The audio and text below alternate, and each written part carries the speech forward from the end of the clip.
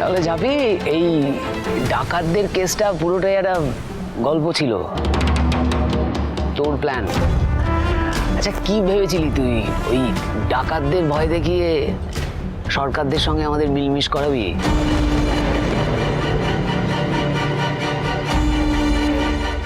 এত বড় আসপর্দা তোর, তুই আমাদেরকে বোকা বানাস।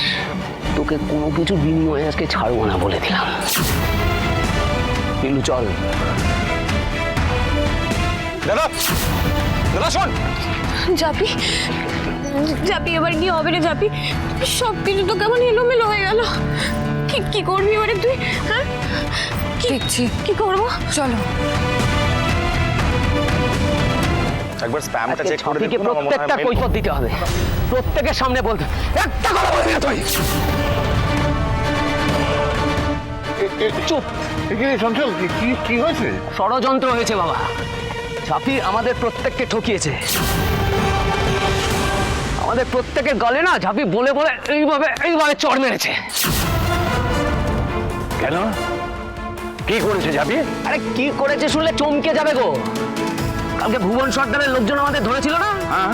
তারপর মুক্তিপঞ্চে আমাদেরকে ওদের ডেরায় নিয়ে গেল, কপালে বন্দুক থেকে আমাদেরকে দিয়ে ওই রকম বিশ্রী ভাবে নাচালো। এই সবটা ঝাঁপি সাজানো নাটক ছিল, সমস্তটা জানতো। ভুবন সর্দার বলে শান্তিনিকেতনে কোনো ডাকাতি নেই, ওরা প্রত্যেকে একটা যাত্রা পার্টির লোক, বুঝতে পেরেছো? আর এই পুরো গল্পটা আমি নিজে কানে শুনেছি। ঝাঁপি কাসাই আর নীলুকে বলছিল। ঝাঁপির যদি ক্ষমতা থাকে ঝাঁপি সবার সামনে বলুক যে আমি একটা মিথ্যে কথা বলছি, বলুক।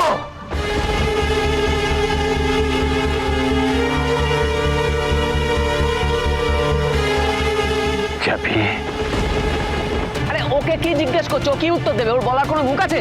তো তোমাদের বাড়িরই বৌমা, জোচ্চোর বাড়ির বৌমা তো জোচ্চোরই হবে। এই চঞ্চল না, মুখ সামলে কথা বলবে একদম। ঝাঁপি আমি জোচ্চুরি করেছি? বেশ করেছি, জোচ্চুরি করেছি। এই দুটো নিরীহ ছেলে মেয়েকে এক করতে গেলে আমাকে যদি এই জোচ্চুরি আবার করতে হয় তাহলে আবার করবো, বেশ করবো। একদম। আমার অন্যায়টা কোথায়? ওদের অন্যায়টা কোথায়? সেই কোন এককালে একটা আম গাছ নিয়ে কি মামলা হয়েছিল, তার জের এখনো বই নিয়ে চলছে তো চলছেই। কই ডাকাতদের সামনে তো তোমাদের এই আম গাছ নিয়ে মামলা আমি চোখে দেখতে পাই নাই। তখন তো দিব্যি একসাথে নাচলে গাইলে, একে অপরকে আবার পুলটিস লাগিয়ে দিলে, তার মানে তোমরা একসাথে থাকতে পারো। তোমাদের এই রেশারেশি ঝামেলা সব ফালতু, কোনো মানে নাই জোর করে জিয়ে রাখা। আর তোমাদের এই ঝামেলা রেশারেশির জন্য এই দুটো ছেলে মেয়ে যে এত কষ্ট পাচ্ছে তার দিকে কারোর চোখ নাই, হুঁশ নাই। ছাপি একদম গলাবাজি করবি না। তোর জন্য আমাদের সবার নাক কাটা গেছে, আবার গলাবাজি করছে। বাবান, বাবান, তুই এই মেয়েকে আর কোনোদিনও ঘরে তুলবি না। কেন তুলবে না? কেন তুলবে না? একটু আগে তো তুমি একসাথে গিয়ে পুজো দিলে, একসাথে শপিং করছিলে। তার বেলা সে তো তোর ছকবাজির জন্য করতে বাধ্য হয়েছিলাম রে মুখপুরি। তুই আবার তার জন্য খোটা দিচ্ছিস, মুখে মুখে তর্ক করছিস। চোরের মায়ের বড় গলা না?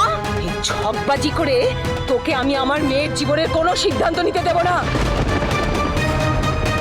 তোকে তো আমি। মা তুমি এসো। কি করছো কি তুমি? কেন তুমি বাজে ব্যবহার করছো ঝাঁপির সঙ্গে?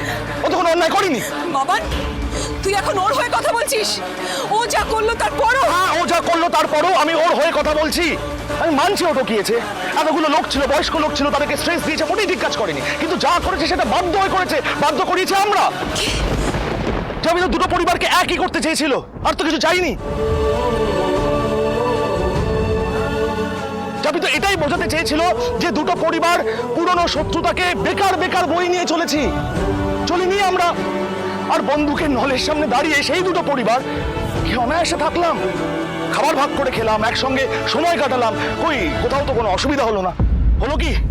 আমরা এসব কিছুই করতাম না রে, যদি তোর বউ এই জোচ্চুরিটা না করতো, বুঝতে পেরেছিস?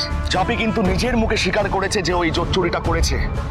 অগ্রদিন নিজের মুখে স্বীকার করেছে, কিন্তু কেন করেছে সেটা বোঝাবার জন্যই আমি এতগুলো কথা খরচা করছি। চঞ্চল, আরে রাখ তোর কথা। শোন চঞ্চল, নীলু আর কাসাইয়ের যদি বিয়ে হয় তাতে ঝাঁপির আখেরে কোনো লাভ নেই। কি লাভ বল?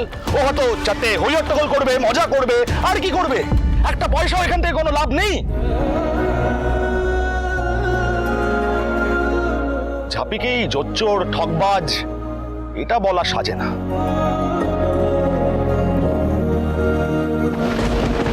তাহলে তুই কি বলতে চাইছিস যে সরকাররা আর দত্তরা গলায় মালায় হয়ে ছেলে মেয়েদের বিয়ে দেবে? সন্তোষ কাকা, কাসাই আর নীলুর বিয়ের প্রসঙ্গটা আলাদা, কিন্তু আমরা দুটো পরিবার চাইলে যে একসঙ্গে ভালো থাকতে পারি এটা তুমিও জানো, আমিও জানি। এবার যদি তুমি পুরনো শত্রুতা বয়ে বেড়াতে চাও, আমার কিছু বলার নেই, আমি আমার বক্তব্য রাখলাম, সিদ্ধান্ত তোমাদের।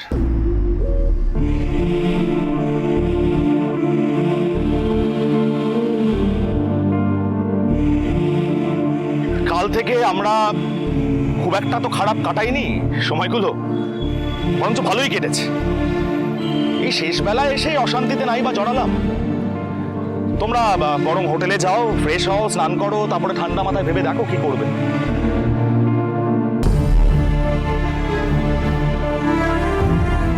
এই বাস চলে এসছে, বাস চলে এসছে, চলো ভাই, চল চল চল।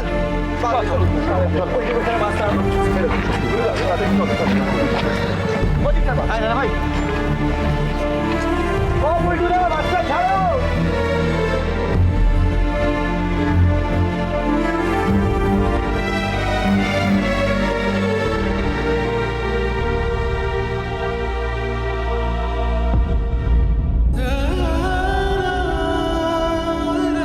থ্যাংক ইউ, এইভাবে আমার পাশে দাঁড়ানোর জন্য থ্যাংক ইউ। ঝাঁপি, এখানে থ্যাঙ্কসের কোনো জায়গাই নেই। তুই কেন ধন্যবাদ দিচ্ছিস আমাকে? ধন্যবাদ তো আমার তোকে দেওয়ার কথা। তুই যা করেছিস, যত দূর অবধি এগিয়েছিস, সবটাই আমার বোনের জন্য। কাসাইয়ের প্রতি তোর এই কনসার্ন আমাকে মুগ্ধ করেছে ঝাঁপি। প্রথমে আমারও কাসাইয়ের ভালোবাসা নিয়ে একটা দ্বন্দ্ব ছিল, কিন্তু সিচুয়েশনালি দুটো ফ্যামিলিকে আমি তো এক হতে দেখেছি। তুই চোখে আঙুল দিয়ে দেখিয়েছিস আমাকে, আর চোখের সামনে সেটা দেখার পর আমি অস্বীকার করবো কি করে? অতটা রিজিড আমি নই। কাসাইয়ের প্রতি তোর এই ভালোবাসা আমার ভালো লেগেছে, আমি সারা জীবন মনে রাখবো। তুই যতটা ভালোবাসিস আমার বোনকে, আমার মনে হয় না আমিও ততটা ভালোবাসতে পেরেছি। একটাই কনসার্নের জায়গা জানিস, কাসাইয়ের মুখ চেয়ে যদি আমি ভেবেও নিই যে দুটো পরিবার এক হয়ে যাবে, কোনো শত্রুতা থাকবে না, ওরা কি মানবে? ওরা কি ভিতর থেকে মেনে নিতে পারবে? আমি জানি না, আমার মনে হয় তুই একটা অলীক স্বপ্ন দেখছিস। বড় স্বপ্নের বাড়াবাড়িতে যদি নিজেরই ভয় না লাগে, তাহলে সেই স্বপ্ন থেকে লাভ কি? চমকা সে আচমকা হাওয়া মিষ্টি লক্ষ্মী ঝাঁপি।